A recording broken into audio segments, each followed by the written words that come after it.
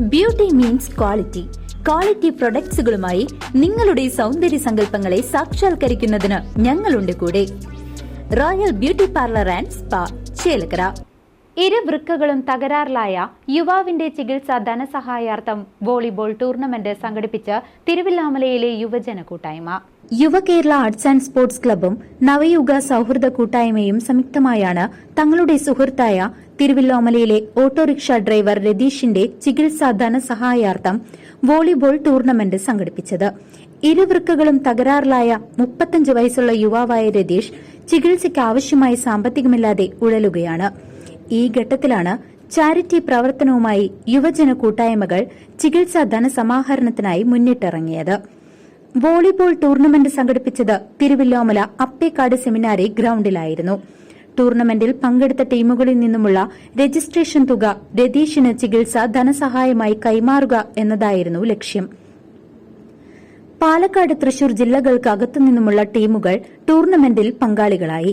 യുവകേരള സാംസ്കാരിക വേദി secretary AR Krishnakumar, നവയുഗ യുവജന സംഘടനാ അംഗം വിപിൻ തുടങ്ങിയവർ ടൂർണമെന്റിന്റെ ഉദ്ദേശ ലക്ഷ്യങ്ങളെക്കുറിച്ച് സംസാരിച്ചു. രതീഷ് ചികിത്സാ ധനസഹായ നിധി വോളിബോൾ ടൂർണമെന്റിൽ 14ഓളം ടീമുകളാണ് പങ്കെടുത്തത്. ഫൈനൽ മത്സരത്തിൽ നവയുഗ ഒരലാശ്ശേരി ബ്രദേഴ്സ് തോണിപ്പാടത്തിനെ പരാജയപ്പെടുത്തി വിജയകിരീടം ചൂടി.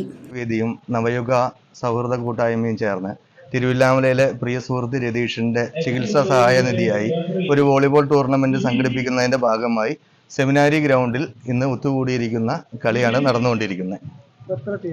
ഞങ്ങളൊരു 16 ടീമോളം വന്ന് കളിക്കുന്നുണ്ട്.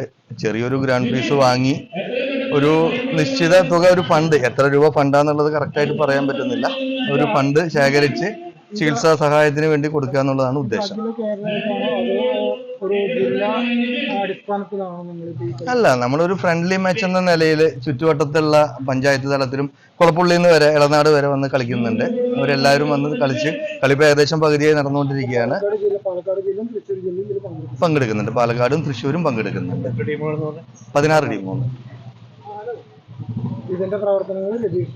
രതീഷിന്റെ ചികിത്സാ സഹായ നിധിയായിട്ട് ഒരു ഫണ്ട് കൊടുക്കുക എന്നുള്ള ഉദ്ദേശത്തോടു കൂടിയാണ് നടത്തുന്നത്. CCV news, Thiruvilwamala. ചേലക്കരയിൽ